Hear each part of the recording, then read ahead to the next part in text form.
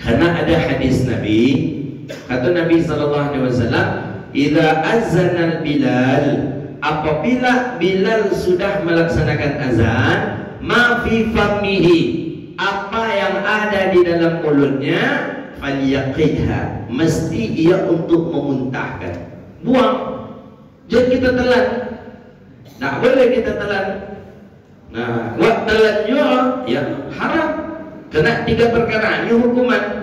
1, istimrar, mesti melanjutkan puasa sampai waktu berbuka. Kedua, qada, nanti puasa awak yang hari itu awak ganti di luar Ramadan, karena puasa hari itu dianggap tidak sah. Yang ketiga, wajibat lahu taubat, wajib orang tadi bertaubat kepada Allah Subhanahu wa taala. Jadi berat. Bismillahirrahmanirrahim. Ramadan itu sama dengan Syahrul Madrasah, bulannya madrasah.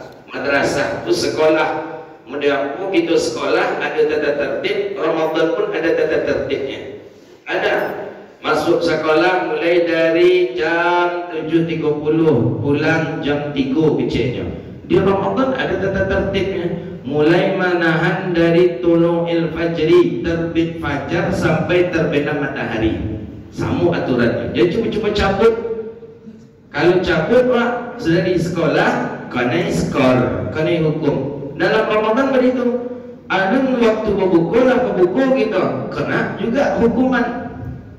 Maka hampir-hampir sama aturan yang ada di sekolah dengan aturan yang ada di dalam Ramadan itu hampir-hampir sama. Maka disebutlah dengan Syahrul Madrasah.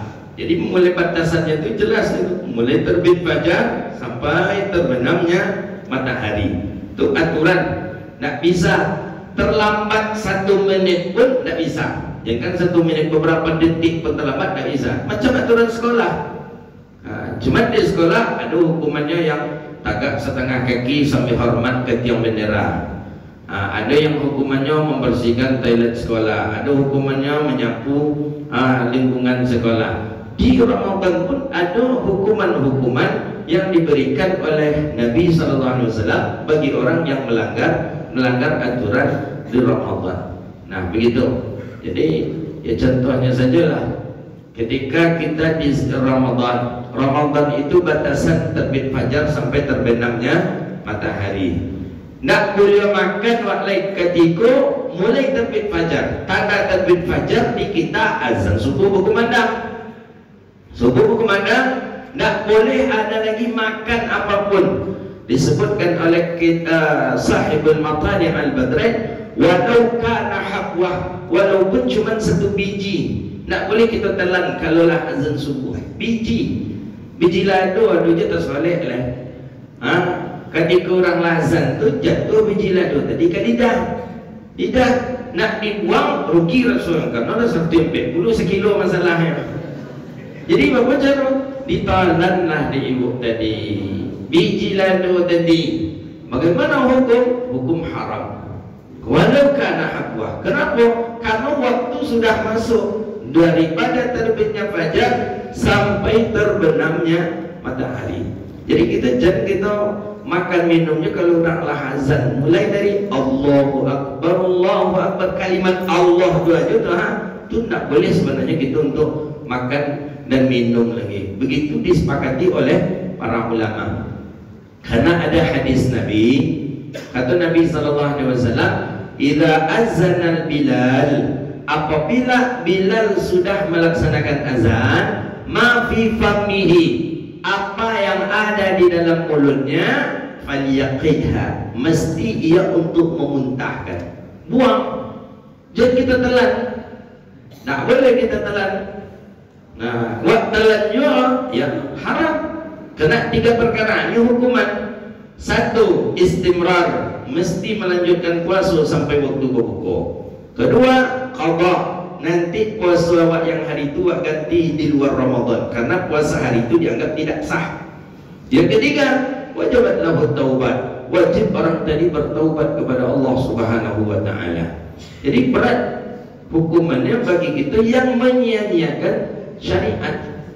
Kan orang kita kadang anak pondok baru azan baru nama anak pondok kadang oh itu masjid Iko baru azan, masjid apa tu ada azan lain anak pondok ni. Lagi gitu kan masjid itu antara masjidnya masjid kadang perbedaannya sampai 3 menit, 5 menit kadang azan. Jadi kan tak apa kalau terinya kan masjid Furqan baru yang azan masjid itu yang azan lagi. Nah ni ada aturan namanya madrasah fi Ramadan. Nah ini dia. Jadi balik kita ke kaji kita balik, ada hukum taat kita kepada manusia, ada yang kita hukum taat kepada Rasul. Man ra'a minkum imra'atan ta'jibahu falyati ahli. Kenapa Nabi mengatakan laknat Allah, laknat malaikat sampai waktu subuh untuk sang perempuan ini?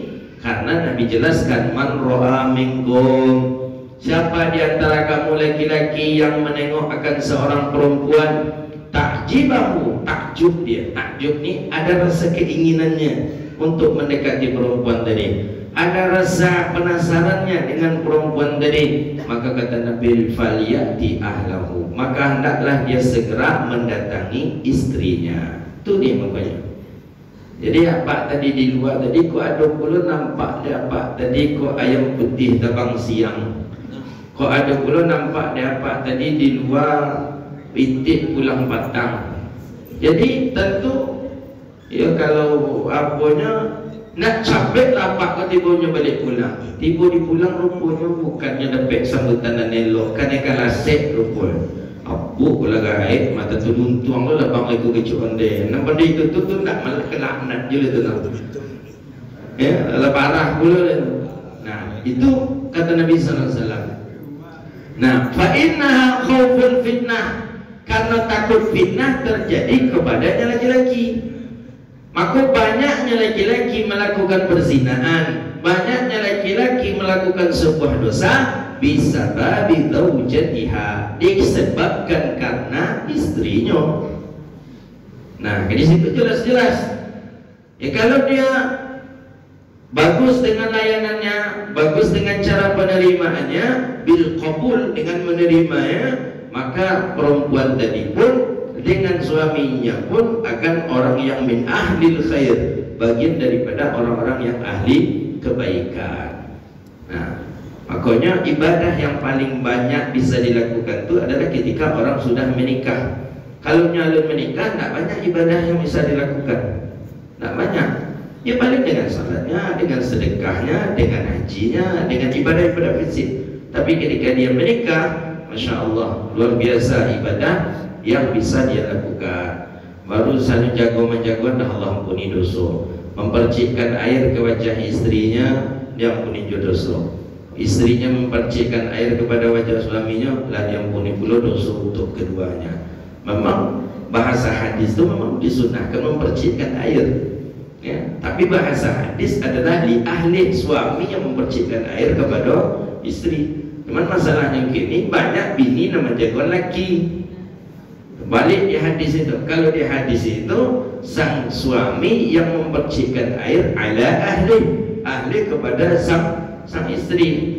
Nah gitu. Memang dalam bahasa hadis itu dua, cuman diawali dengan suami terlebih dahulu mempercikkan air kepada sang istri. Nah kalau ketika ahyanan mungkin suatu ketika lebih lama pula lalapnya suami lah yang dipercikkan air, maka faghfaralah, maka ketika itu juga ampunan bagi kedua pasangan itu.